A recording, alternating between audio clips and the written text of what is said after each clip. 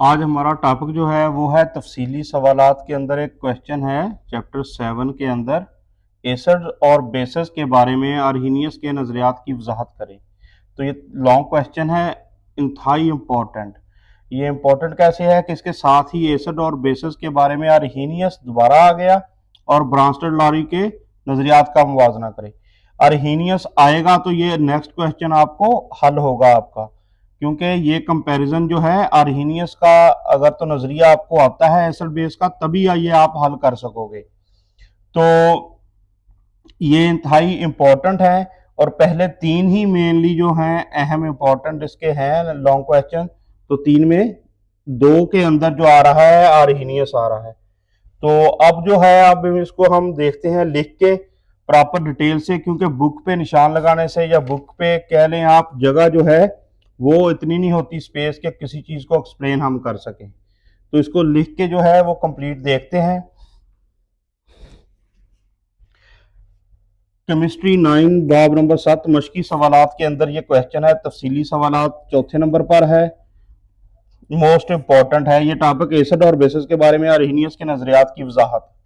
तो इसको हम देखते हैं कि इसकी हम हेडिंग्स मेन अब इसको समझना शुरू करते हैं। तो टर्न ऑन हो जाते हैं पंजाबी पे। एसिड्स ਜਿਹੜਾ ਟਾਪਿਕ ਆ ਪੂਰੇ ਦਾ ਪੂਰਾ ਇਹਦਾ ਆਨਸਰ ਲਿਖਾਂਗੇ। ठीक, पहली मेन हेडिंग हो सकती है आर्हीनियस के एसिड और बेस के बारे में आर्हीनियस के नज़रियात। तो उसके बाद जो टॉपिक के अंदर से हम हेडिंग बनाएंगे वो कौन सी हैं। नंबर 1 एसिड्स ओदियां मिसालां, बेसिस फिर ओदियां मिसालां, आर्हीनियस का नज़रिया और पानी का किरदार, उसके अंदर पानी का रोल मेंशन है। फिर न्यूट्रलाइजेशन पढ़ांगे, एसिड और बेसिस की ताकत पढ़ांगे कि और टर्म ताकत जी स्ट्रेंथ का की मतलब की आ। एसिड्स की ताकत बेसिस की ताकत दोनों अलग अलग दसियां ने। और ये पूरा टॉपिक पढ़ने तो पहले यह तीन चीज़ां जिहड़ियां ये बार बार साडे सामने आएंगे वर्ड। प्रोटॉन एच पॉजिटिव होएगा, एच पॉजिटिव और प्रोटॉन का आपस की लिंक आ। ठीक है, प्रोटॉन नू एच पॉजिटिव क्यों किया गया। हाइड्रोक्सीनियम आयन H3O पॉजिटिव, यह दोनों का तलक इन्ना वा बेस नाल होएगा या एसिड नाल। यह दोनों टर्मां तलक रखणगियां एसिड नाल। और हाइड्रोक्सिल आयन OH जिहड़ा इहदा तलक इन्ना होएगा बेस नाल। इन्हां दोनों का यह टर्म जिहड़ियां बार बार आनियां, इनू एक दफा ध्यान नाल देख लो। प्रोटॉन H पॉजिटिव क्यों किया गया वा। हाइड्रोजन जिहड़ा ਉਹਦੇ ਕੋਲ ਹੁੰਦਾ एक इलैक्ट्रॉन। अगर हाइड्रोजन का ਅਸੀਂ एक एटम बनाइए, ਇਹ ਉਹਦਾ न्यूक्लियस, ਇਹਦੇ अंदर की आ एक प्रोटॉन और न्यूट्रॉन 0 आ। ठीक है, प्रोटॉन 1 आ न्यूट्रॉन 0 आ। और ये शैल ਹੁੰਦਾ ਬਾਹਰਲਾ ਉਹ एक इलैक्ट्रॉन ਹੁੰਦਾ। ਇਹ इलैक्ट्रॉन ਜਿਹੜਾ एक है ਇਹਦੇ अंदर ये निकल जाए तो फिर बन जाता H पॉजिटिव। पिछे बचता की है सिर्फ न्यूक्लियस, और न्यूक्लियस ਦੇ ਵਿੱਚ भी की आ एक प्रोटॉन ही बच जाता।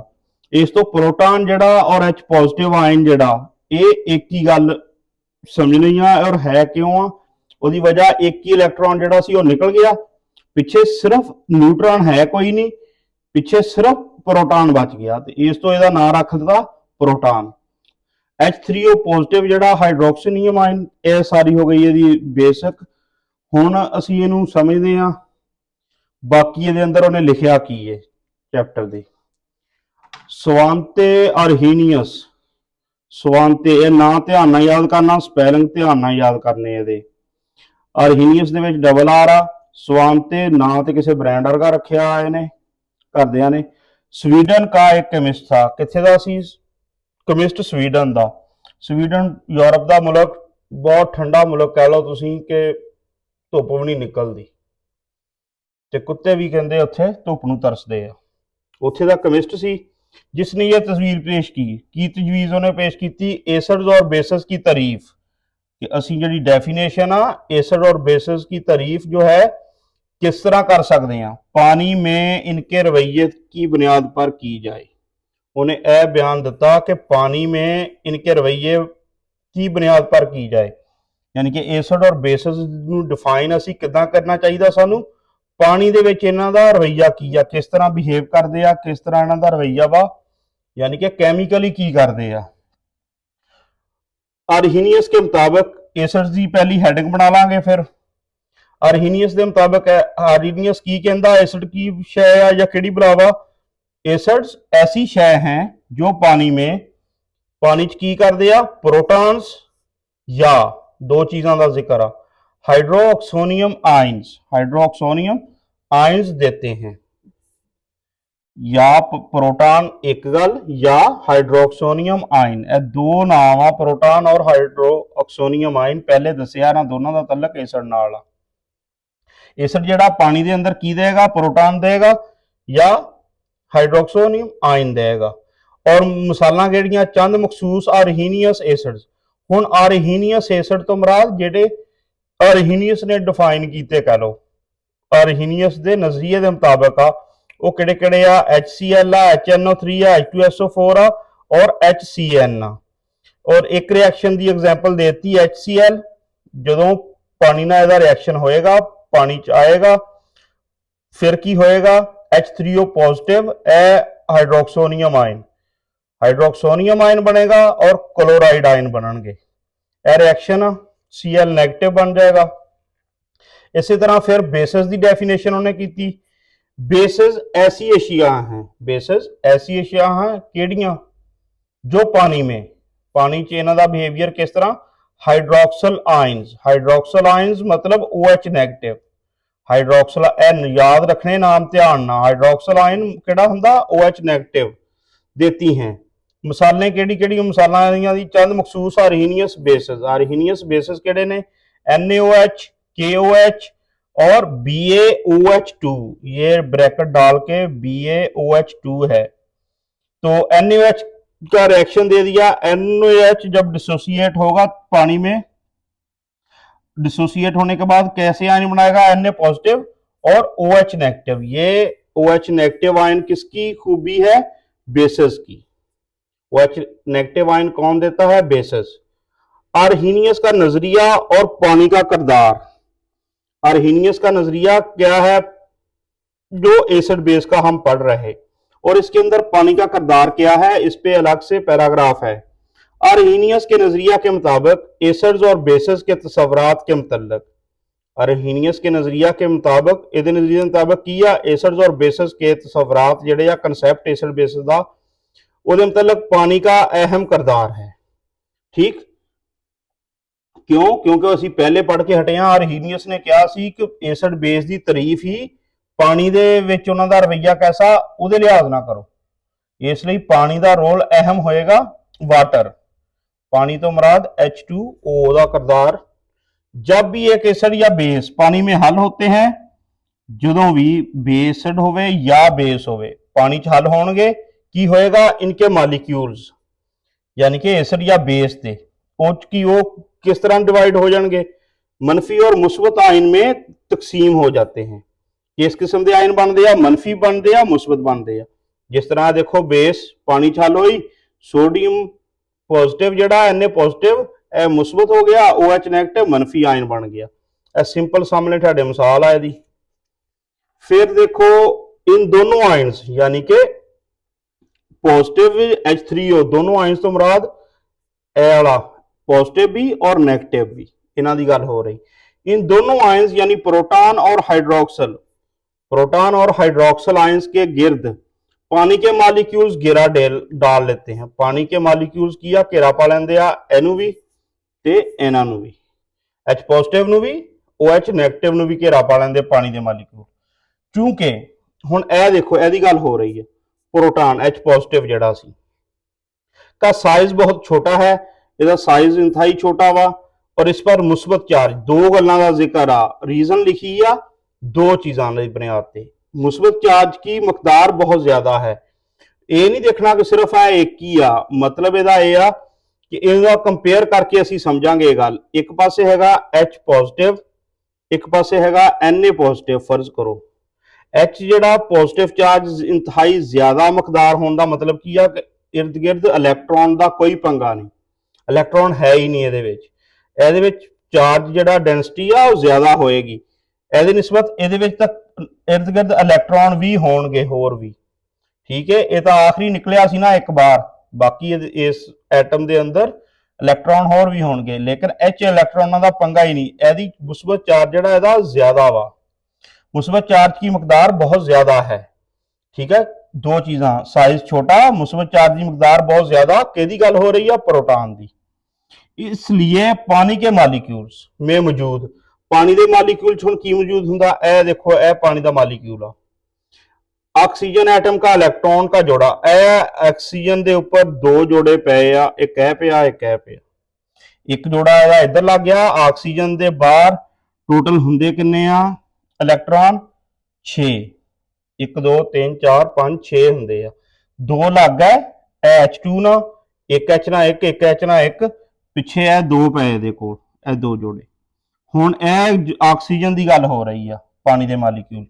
पानी के मालिक्यूल्स में मौजूद ऑक्सीजन एटम का इलेक्ट्रॉन का जोड़ा इसके साथ एक मजबूत बांड बनाकर किहदे नाल, एच प्रोटॉन दे नाल गल हो रही है, एच पॉजिटिव प्रोटॉन नाल हाइड्रोक्सोनियम आयन बना देता है।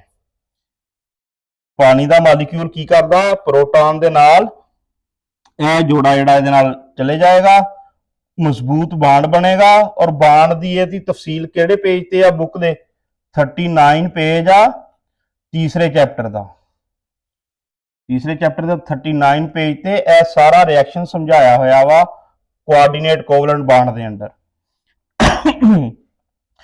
अच्छा जी, ए हुण देखो दोबारा H2O हो गया, H प्रोटॉन जिहड़ा सी इनू एक है पूरा इलैक्ट्रॉन का जोड़ा चला गया, इनू एक जिहड़ा पिछे बच गया।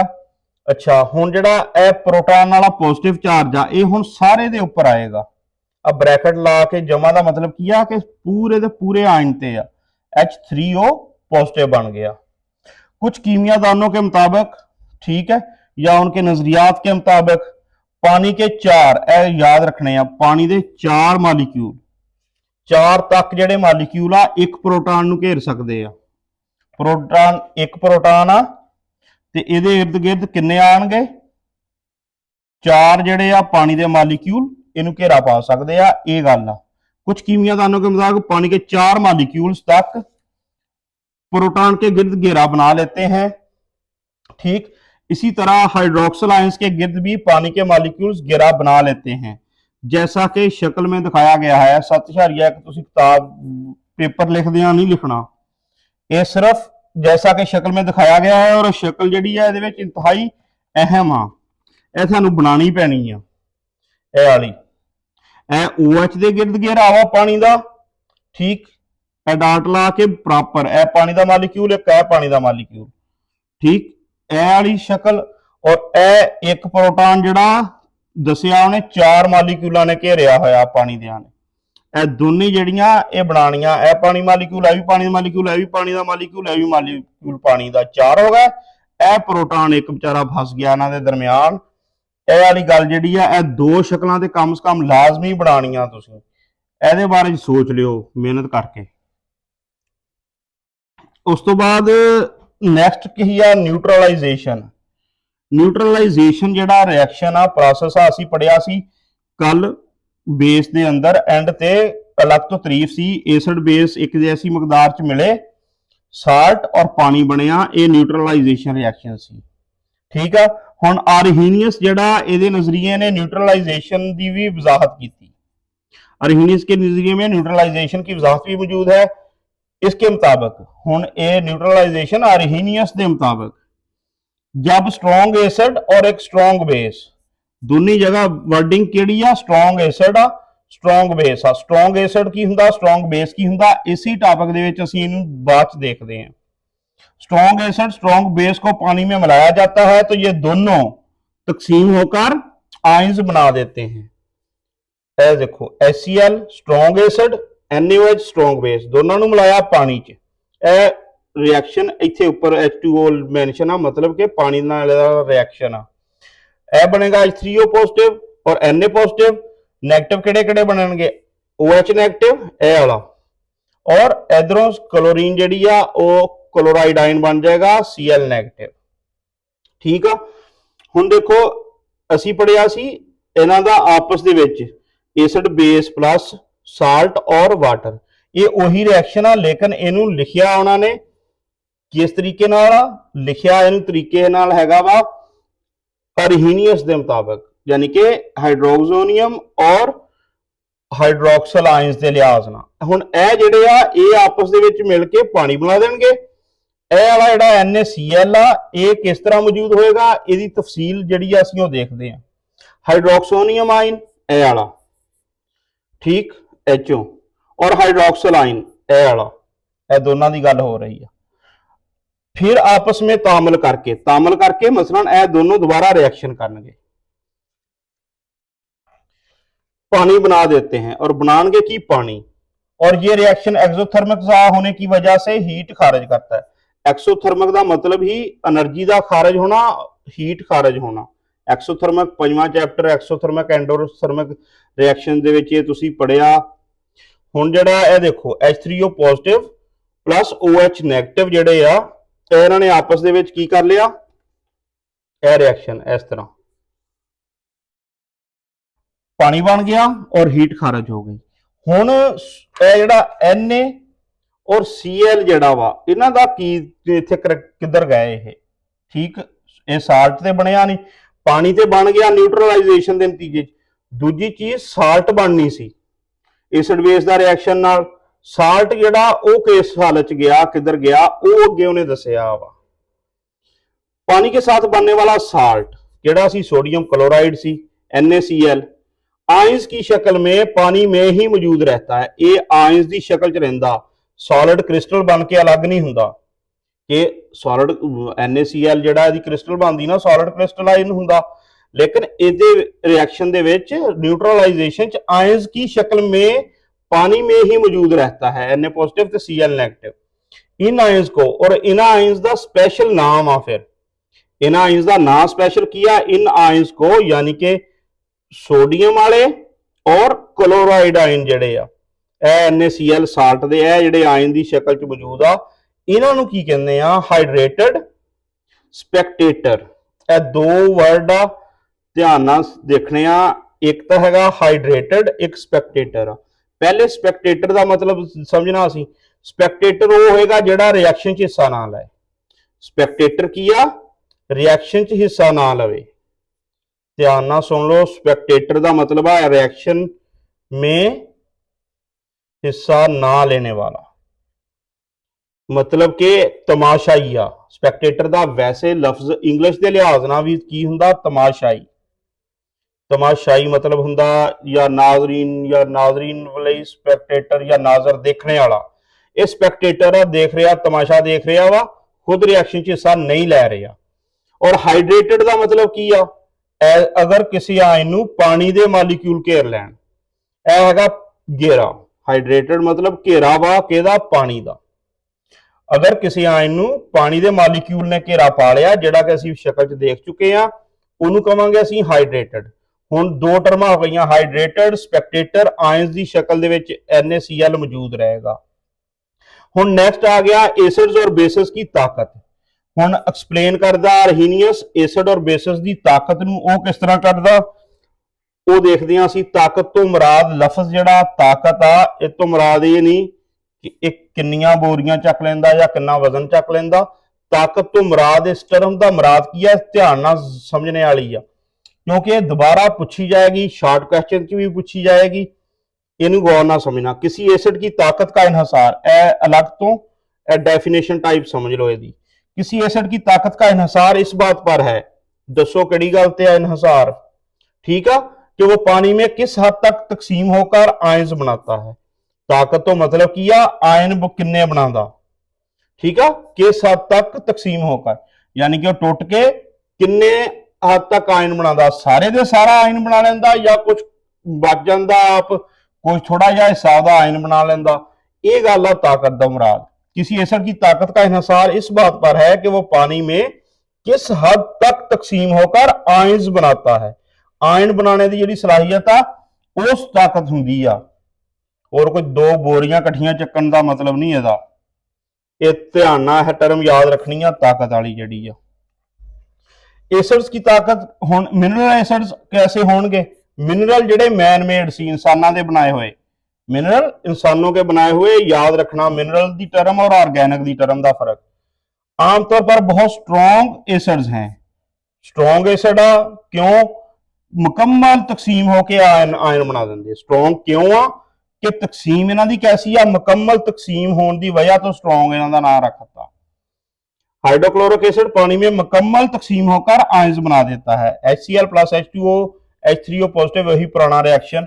नीचे जड़ियां वा स्टेट लिखनियां होनियां, फिजिकल स्टेट। सल्फ्यूरिक एसिड क्योंकि डाई प्रोडक्ट पहले भी दसिया सी की आ। डाई प्रोडक्ट जिहड़ा पीला बॉक्स सी बेस दे एंड दे उत्ते टॉपिक दे, डाई दा मतलब हुंदा दो, प्रोडक्ट मतलब हुंदा प्रोटॉन देने वाला, प्रोटॉन देने वाला, यानी कि दो प्रोटॉन देगा रिएक्शन के अंदर। ठीक है, डाई प्रोडक्ट दो प्रोटॉन देने वाला एसिड आ कौन, सल्फ्यूरिक एसिड। इन्हें याद रखना, पहले असी पढ़ के हटे सी ऑक्सैलिक एसिड। इसलिए ये दो महलों में आयोनाइज होता है। इसका मतलब है आयोनाइजेशन यदि किदा वा, दो स्टेप चा, दो महलों में आयोनाइज होता है।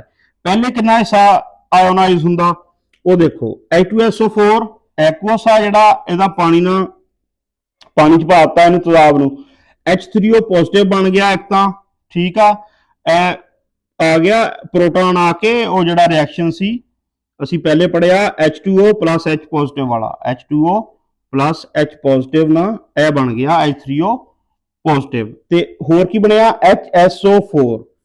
HSO4 का नाम हुंदा वा बाईसल्फेट आयन, बाईसल्फेट आयन। फिर यह वाला जिहड़ा बाईसल्फेट है ना दोबारा टुटेगा, दोबारा रिएक्शन होए करेगा पानी ना, फिर H3O पॉजिटिव बनेगा और फिर बनेगा SO4 2 नैगेटिव। यह चार्ज उपर ध्यान ना याद रखने होंगे आ, वैसे नहीं उन्हें लिखे, कोई फुल बूटा नहीं लाया, यह ध्यान ना इन्होंने याद रखना होंगे। दो नैगेटिव सल्फेट आयन है सारा जो सारा। हुण नाइट्रिक एसिड एक ही मरहला में आयोनाइज होता है। अगे नाइट्रिक एसिड की मिसाल भी देती, उन्होंने छड्डी कोई नहीं, लंबा करी जा रहा टॉपिक नूं। HNO3 प्लस H2O, यह स्टेट्स नीचे लिख लैनियां।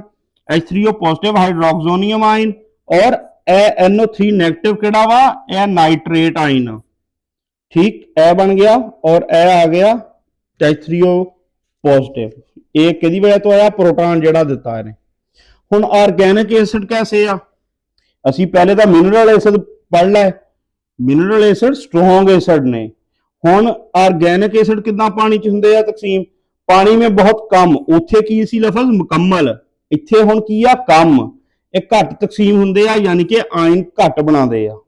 पानी में बहुत कम तकसीम होकर आयन बनाते हैं, इसलिए इनको वीक एसिड, इसलिए इन्होंने की कहते हैं वीक, वीक जिहड़ा एसिड, ये वीक हफ्ते वाला नहीं, यह वीक EA नाला कमजोर वाला मतलब है इसका। ठीक, वीक एसिड्स कहा जाता है। ऑर्गेनिक एसिड कैसे एसिड आ, वीक एसिड, ए स्टेटमेंट याद रखनी आ। ऑर्गेनिक एसिड कैसे एसिड आ, वीक ऑर्गेनिक। ते जिहड़े इंसानां दे बनाए हुए मिनरल सी वो स्ट्रॉन्ग एसिड हुंदे आ, क्योंकि वो मुकम्मल तकसीम होकर आयन बनाते आ, एक घट तकसीम होकर आयन बनाते आ। खालस एस्टिक एसिड, हुण आ गई खालस एस्टिक एसिड की मिसाल, वो सिर्फ 0.132% यानी कि एक तो भी कितना घट, 1% भी आयोनाइज नहीं होंदा, इन्ना वीक एसिड आ। और यह फार्मूला वा एस्टिक एसिड का CH3COOH, H2O ना जिहदा रिएक्शन आ, H3O पॉजिटिव है तो बनना ही बनना, जिथे एसिड आ गया उत्थे ए तो बनना ही बनना उस रिएक्शन। CH3COO नेगेटिव, यह पूरा एसीटेट आयन बन गया। ठीक है, इसका मतलब है कि 1000 एस्टिक, यह जी परसेंटेज आ इन्होंने कैलकुलेट करके फिक्रे की शक्ल च लिखा हुआ। इसका मतलब है 1000 एस्टिक एसिड के मॉलिक्यूल्स में से सिर्फ 1.32, 1000 चों 1000 होवे एस्टिक एसिड का मॉलिक्यूल, उचों किन्ने सिर्फ 1.32 मॉलिक्यूल आयोनाइज होंगे आ। इन्नी घट इन्हां दी आयोनाइज होने की कह लो कि शक्ति कह लो, फिर ते इस तो इन्हां नूं वीक एसिड कहते हैं। और बाकी मॉलिक्यूल्स अन निगाह AUN ला के जिहड़ा मतलब उल्ट किया हुंदा ये ओ आ, अनआयोनाइज्ड रहते हैं, यानी कि अनआयोनाइज्ड रहते हैं मतलब आयोनाइज नहीं होंगे।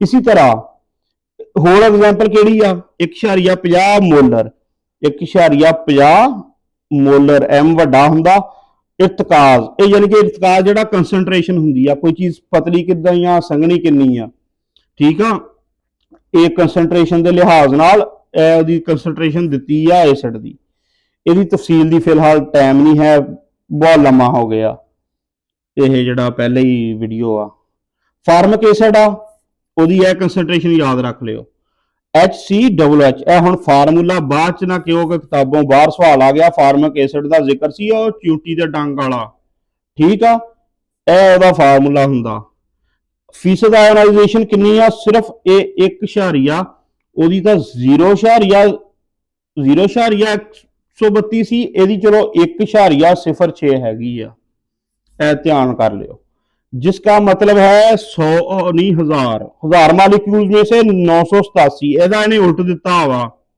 ਠੀਕ ਆ ਇਹਦੇ ਜਿਹੜੇ ਆਇਓਨਾਈਜ਼ ਹੋ ਗਏ ਸੀ ਉਹ ਆ ਇਹਦੇ ਜਿਹੜੇ ਨਹੀਂ ਹੋਏ ਉਹ ਦਿੱਤੇ ਆ 987,000 ਚ 987 ਜਿਹੜੇ ਆ ਉਹ ਮਾਲੀਕਿਊਲ ਗੈਰ ਆਇਓਨਾਈਜ਼ਡ ਉਹ ਗੈਰ ਆਇਓਨਾਈਜ਼ਡ ਅੱਗੇ ਅਨਆਇਓਨਾਈਜ਼ਡ ਕਿਹਾ ਇੱਕ ਗੱਲ ਹੀ ਰੱਖ ਲਾ ਇੱਕ ਹੀ ਮਤਲਬ ਆ ਜਿਹੜੇ ਆਇਓਨਾਈਜ਼ਡ ਨਾ ਹੋਣ ਇਹਦਾ ਫਾਰਮੂਲਾ ਹੋ ਗਿਆ ਫਾਰਮਿਕ ਐਸਿਡ ਦਾ H2O ਐ ਤੇ ਬਣਾ ਜਦੋਂ ਵੀ ਐਸਿਡ ਦਾ ਰਿਐਕਸ਼ਨ ਚ ਆਣਾ ਆ ਗਿਆ H3O ਹਰ ਜਗ੍ਹਾ ਆ ਰਿਹਾ ਬਾਰ-ਬਾਰ ਧਿਆਨ ਨਾਲ ਥੋੜਾ ਪੜ ਲਿਆ ਕਰੋ HCOO ਨੈਗੇਟਿਵ ਇਹ ਫਾਰਮੇਟਾਈਨ ਹੋ ਗਿਆ ਬੇਸਿਸ की ताकत ਹੁਣ ਇਸੇ ਤਰ੍ਹਾਂ ਐਸਿਡ ਦੀ ਤਾਕਤ ਦੀ ਗੱਲ ਹੋਈ ਸੀ ਹੁਣ ਬੇਸਿਸ ਹੁਣ ਸਟਰੋਂਗ ਬੇਸ ਕਿਹੜੀ ਹੋਏਗੀ ਸੋਡੀਅਮ ਹਾਈਡਰੋਕਸਾਈਡ ਇੱਕ ਕੱਲ ਵੀ ਪੜਿਆ ਸੀ पोटेशियम हाइड्रोक्साइड KOH NaOH दोनों ही KOH ਇਹ ਹੋ ਗਈ NaOH स्ट्रोंग बेस आ ਉਹ ਗੱਲ ਆ स्ट्रोंग बेसिस की मिसालें हैं क्योंकि ਇਹ ਹੁਣ स्ट्रोंग बेस आ ਇਹ वजह सुन लो कोई पूछ ही लेंदा चंडा तो बचोगे क्यों स्ट्रोंग बेस आ क्योंकि ये भी पानी में मुकम्मल तौर पर आयोनाइज हो जाती हैं इन्नी गल ध्यान नाल याद कर लो पानी च मुकम्मल आयोनाइज हो जाती है NaOH KOH इस तो स्ट्रोंग बेस आ NaOH प्लस H2O हुण बेस आ बेस जदों भी पानी नाल रिएक्शन होएगा हुण आ सानू हर जगह लभी जाना हाइड्रोक्सिल आयन OH नेगेटिव वाला अमोनियम हाइड्रोक्साइड NH4OH एक गल जिन्हों असीं किया सी बेस वाले टॉपिक दे विच ओ एक्वस अमोनिया ठीक है अमोनियम हाइड्रोक्साइड वो आया सी NH4OH वही आ है और एलुमीनियम हाइड्रोक्साइड AlOH3 ਇਹ 3 ਜਿਹੜਾ ਐਲੂਮੀਨੀਅਮ ਦੀ कह लो कि तुसीं 3 ਹੁੰਦੀ ਆ ਇਹਦੇ ਤੇ 4 ਜਿਹੜਾ ਵਾ ਉਹ ਇਹਦੇ ਵਾਲਾ ਇਹਦੇ ਨੀਚੇ ਆ ਗਿਆ ਇਹਦਾ OH ਨੈਗੇਟਿਵ ਦਾ ਇੱਕ ਇਹਦੇ ਨੀਚੇ ਚਲਾ ਗਿਆ ਇਸ ਹਿਸਾਬ ਨਾਲ ਇਹ ਫਾਰਮੂਲਾ ਧਿਆਨ ਨਾਲ ਯਾਦ ਰੱਖਣਾ ਐਲੂਮੀਨੀਅਮ ਵਾਲਾ ਫਾਰਮੂਲਾ ਜਿਹੜਾ ਇਹਦੇ ਵਿੱਚ ਹੈ OH2 ਨਿਗਾ 3 ਆ कमजोर बेस आ दोनों ही अगे वजह भी दसी आ उन्हें क्योंकि ये पानी में बहुत कम आयोनाइज होते हैं इन्हां दी आयोनाइजेशन पानी च किद्दां वा आयोनाइजेशन इन्हां दी कम आ NH4OH H2O NH4 plus OH negative कोशिश कीती है कि सानू एड़ा टैक्सट आ ਜਿਹੜਾ ਬੰਦੇ ਨੂੰ ਇਹ ਟੈਕਸਟ ਨਹੀਂ ਆਏਗਾ ਤੇ ਉਹਨੇ ਸ਼ਾਰਟ ਕੁਐਸਚਨ ਤੇ ਡੈਫੀਨੇਸ਼ਨਾਂ ਤੇ ਉਹਨੇ ਕਿੱਦਾਂ ਯਾਦ ਹੋਣੀਆਂ ਟੈਕਸਟ ਜਦ ਪਤਾ ਹੀ ਨਹੀਂ ਹੋਏਗਾ ਇਹ ਚ ਲਿਖਿਆ ਕੀ ਆ ਐਡੇ ਸਫੇ ਭਰੇ ਆ ਕਿਤਾਬ ਨੇ ਇਹ ਯਾਦ ਹੀ ਨਹੀਂ ਹੋਏਗਾ ਇਹਦੀ ਸਮਝ ਹੀ ਨਹੀਂ ਹੋਏਗੀ ਕਿਸੇ ਟਰਮ ਦੀ ਤੇ ਕਿੱਦਾਂ ਯਾਦ ਕਰਨਾ ਤੇ ਕਿੱਦਾਂ ਪਾਸ ਕਰਨਾ ਇਸ ਤੋਂ ਮੈਂ ਪੂਰਾ ਲਿਖ ਕੇ ਸਮਝਾ ਰਿਹਾ ਵਾਂ ਇਹ ਜਿਹੜਾ ਅੱਜ ਕੱਲ ਟ੍ਰੈਂਡ ਚੱਲ ਰਿਹਾ ਨਾ ਹਰ ਕੋਈ ਮਸ਼ਕ ਕਰ ਲਓ ਇਹ ਜਿਹੜੇ ਬੱਚੇ ਥੋੜਾ ਜਿਹਾ ਵੀ ਗੁਜ਼ਾਰੇ ਨਾਲ ਪੜ੍ਹਨੇ ਵਾਲੇ ਆ ਉਹ ਮਸ਼ਕਾਂ ਪਿੱਛੇ ਨਾ ਕੱਲਾ ਰਹਿਣ ਉਹ ਪੂਰਾ ਪੜਿਆ ਕਰਨ ਮਸ਼ਕਾਂ ਦੇ ਵਿੱਚੋਂ ਸਾਰਾ ਪੇਪਰ ਨਹੀਂ ਆਉਂਦਾ ਬਹੁਤ ਸਾਰਾ ਆਉਂਦਾ ਲੇਕਿਨ ਸਾਰਾ ਨਹੀਂ ਆਉਂਦਾ